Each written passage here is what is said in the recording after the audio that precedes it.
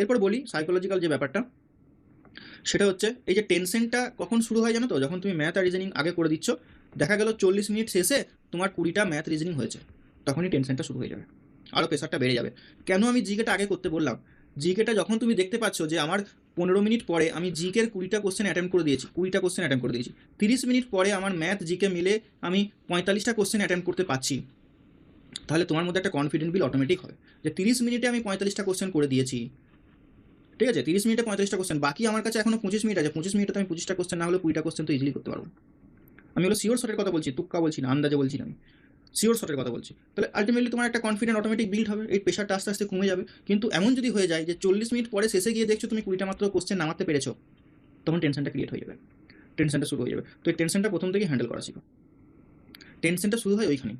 আমরা প্রথম থেকে সব প্রশ্ন করতে যাই, এক ধার থেকে ম্যাথ আসছে, জিকে আসছে, ইংলিশ আসছে, রিজনিং আসছে, সব করতে যাচ্ছি পরপর, নিয়ে শেষে গিয়ে দেখা যাচ্ছে 40 মিনিট হয়ে যাচ্ছে, 25টা কোশ্চেন হয়েছে, তো গেল, এখানেই ফাঁসবে তুমি, শেষের দিকে টেনশনে আরও ভুল করবে।